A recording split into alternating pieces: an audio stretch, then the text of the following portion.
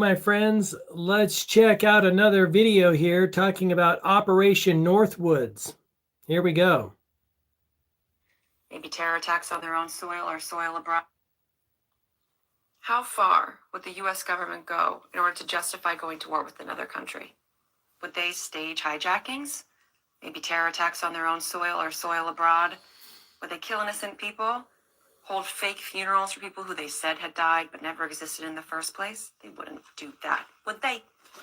Operation Northwoods, a 1962 declassified document. This was prepared by the Joint Chiefs of Staff for the Secretary of Defense.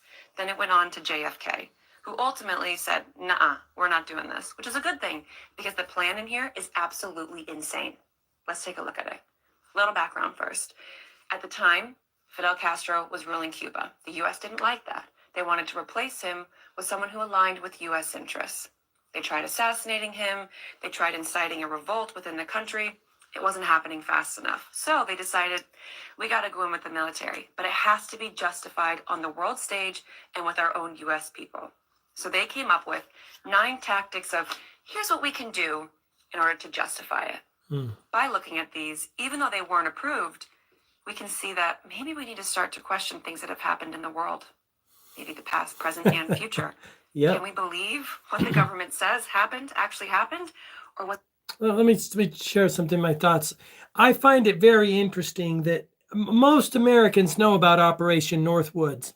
What I find interesting is that that's some straight up BS, Operation Northwoods. And thank God Kennedy said, squash it.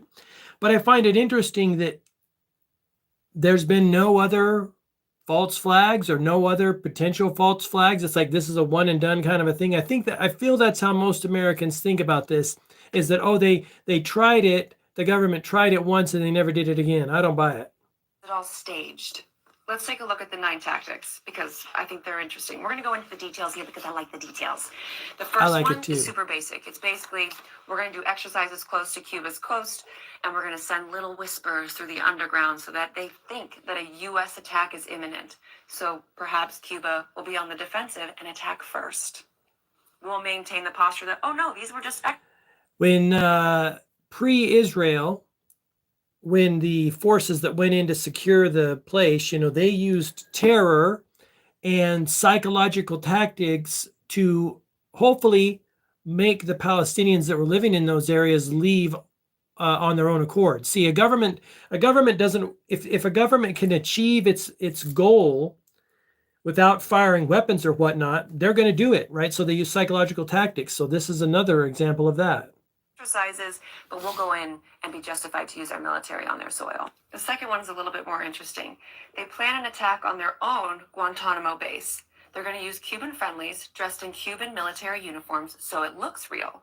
They'll put a group outside of the gate, have them start a riot, put some of them inside the base so it looks like they're being attacked, blow up some ammunitions, blow up a U.S. plane. Actual damage will be done to the structures. Then they're going to pretend like they capture the bad guys. Again, these are Cuban friendlies. This is all fake. And the most interesting part of this one is they're going to sink one of the U.S. ships off the coast, blame it on the Cubans, of course, and hold mock funerals for the people who died. Just like Israel was going to do with the USS Liberty. They wanted to make it look like Egypt bombed the USS Liberty in 1967 to draw the U.S. into war. See, that was another attempted false flag that fortunately failed. There was no one on the ship. This is all fake. The third one involves using a drone ship off the coast of Havana or Santiago, so the civilians see what happens and believe it, okay? The Cuban military is obviously going to be curious about this U.S. ship that's so close, so they're going to send out someone to check it out. When it gets close, they blow up the U.S. ship. That way it looks like this Cuban boat did it, but no, they didn't. Then they're going to stage rescue efforts to save the crew who might have survived the attack. Again, there was no one on the boat in the first place. The fourth tactic, this is where we see the first instance of them being willing to sacrifice. This affects me how? Well, if you live in the United States, if you live in the world, the powers that be appear to be orchestrating, causing, want to cause WW3. I think that would affect you. If you're familiar with Smedley Butler, early 1900s, he says war is a racket. if you're familiar with the documentary on YouTube, which is called All Wars Are Banker Wars, anyone on planet Earth right now is affected. Because if we go to war, it's all going to be a big mess and not good for anyone. Innocent lives. So they're looking at a refugee boat that's going from Cuba to US. Blow it up. It can be real or simulated. They also say we could foster attempts on lives of Cuban refugees in the United States, even to the extent of wounding in instances to be widely publicized. You've seen already, and throughout this, that anything that happens, they're going to publicize this on the news so that people believe that the Cuban government is rash, irresponsible, they can't be trusted, they're dangerous. So the U.S. has a moral responsibility to go in and stop them. Number 5, capitalize on what Cuba is doing in other countries, publicize it, and then create more events that we do but blame it on Cuba, such as... Let's talk about her last point, and then we'll talk about this one. Look what the media did during the Iraq invasion. They had to convince Americans that Saddam Hussein was the baddest guy on the planet. I don't know whether he's a bad guy or not. I know American government is not good guys. And it is very sus that after the dust settles, most Americans, at least if they've investigated it all, they see that behind the scenes that we weren't told, Saddam Hussein wanted to sell his oil for gold. That's a big no-no. It would have disrupted the petrodollar.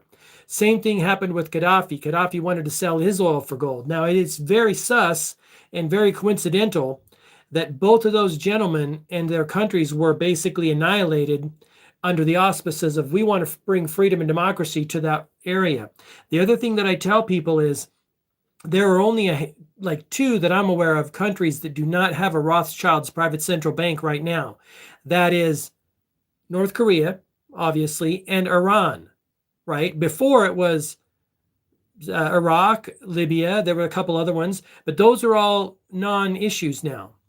Let's talk about how you're taking a random lady's TikTok video and are presenting it as fact to perpetuate your American hating bullshit. No, I don't hate America.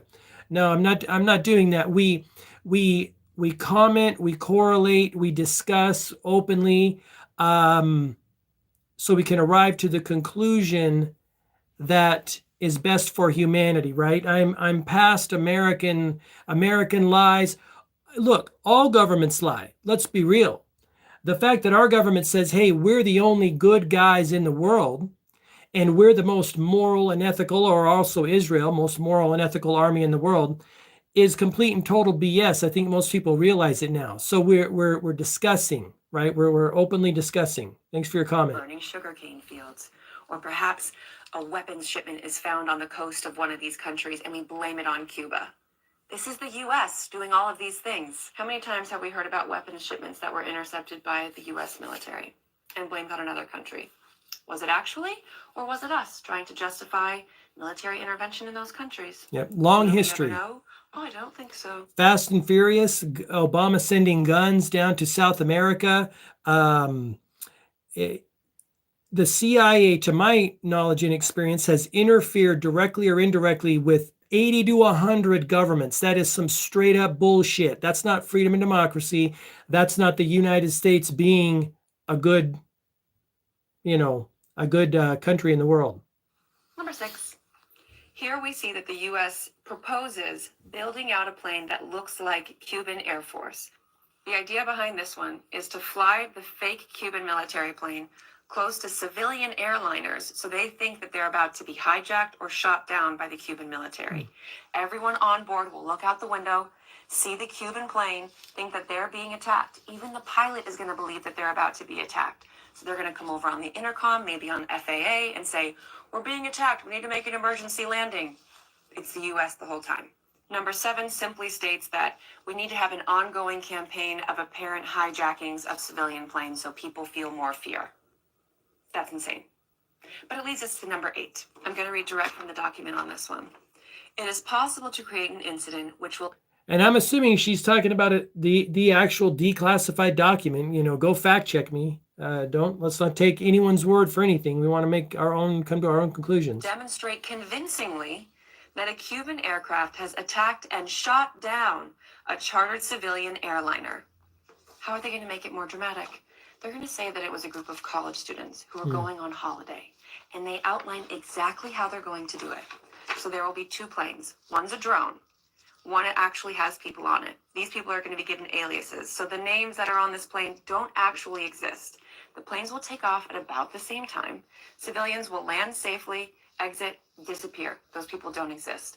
The drone will keep going. When it gets over Cuban airspace, they'll send out a Mayday signal. At the same time as they do that, a radio signal will trigger the destruction of this plane. That one blows my mind. I mean, we can see how that would be used and publicized, and the US people and maybe even international audiences would start calling for war with Cuba.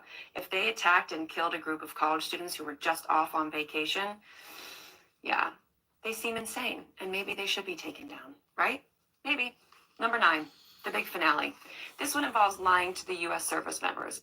This one goes into a lot of detail, so take a read if you're interested. It's going to be an Air Force exercise off the coast of Cuba. 4 planes doing a routine exercise, but before they take off, they're going to be primed to believe what's about to happen. They'll say you need to carry ammunition just in case Cuba attacks.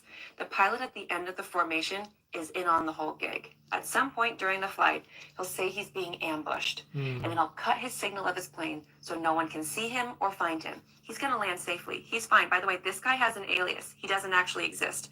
At the same time that the plane would have crashed, a submarine is going to pop up in the area and distribute plane parts. And these 3 pilots who were in the air actually believe that they just lost a brother in arms. So they land. This is what it says. The pilots returning to Homestead would have a true story as far as they knew. Search ships and aircraft could be dispatched and parts of aircraft found. So they're going to lie to their own military members. They lie to the public. They publicize everything. They hold fake funerals. They send lists of fake victims off to the... That country in the Middle East that's causing a lot of problems right now, their secret service, their secret intelligence agency motto is, we will make war by deception. If all wars are banker wars, like Smedley Butler talked about, if war is a racket, as he mentioned as well, and he felt he was a gangster for capitalism. I mean, there is so much money to be made, and there is such an agenda. What lengths won't they go to? That's why I don't trust them at all in any way, shape, or form. It is absolutely insane, the lengths with which they are willing to go and lie to the American people and the world. So thankfully this wasn't approved. But when we see this, doesn't it make you kind of question the world events that we've seen so far? Yeah, it does. What was staged? What was real? All of this is shocking to me. I mean, I kind of had thoughts. I am more conspiratorially minded, but only because shit like this exists, and I can see that something is happening, that they're willing to lie to us to this degree. And maybe this plan wasn't approved because of the president that we had at the time. But if it had been a different president, would this have been approved? At any point in the past, present, or future, have things like this been enacted, sold to us on the TVs as being fact, justifying war with killing another group of people? What can we believe? So why should we pay attention to something like this? How does this information affect our daily life? Obviously, we live in super divided times. We see such tragic events happening on the news, on social media. There's press conferences by politicians that are telling us to feel a certain way about a certain group or a certain event. But what if those things were orchestrated to get us to feel a certain way? Great question. What if this division has been created? We're holding on so tight to these things that we perceive as facts, but what if they aren't facts? What if they aren't? I don't think that we can ever know if anything is with absolute certainty a fact. So what if we loosened up a little bit and we're open to the possibility that something may not be exactly as it seems or as we've been told? And maybe we won't trust blindly into the government. How far would the... Fantastic video. And I'll end with this, my little 2 cents. The more I look at, once you start to see lies in certain areas that they've lied to us about, I apply the principle of falsus in unus, falsus in omnibus. That is, if they're lying about one thing, they could be lying about everything, right? That's how I look at it. I think most people default to the fact that the government's telling the truth. I'm entirely the opposite because, again, I know history. I studied situations like this, and I just assume those mofos are lying immediately. I'm skeptical in the beginning because governments lie. Governments lie. They always have. They always will. And then once you know about Tuskegee radiation experiments, the spraying of the whatever it was in San Francisco, some kind of a chemical biological agents, uh, the spraying of St. Louis, which I'm going to be talking about in a future video in the 50s, all of the interference in foreign governments, I mean, the manipulation of markets. I mean, it is on and on and on, the lies and deception. Honestly, I don't know how people living in 2025 can believe the government at all, but that's a fantastic video. Thank you for watching. I appreciate you. I will talk to you in the next one. Have an awesome day.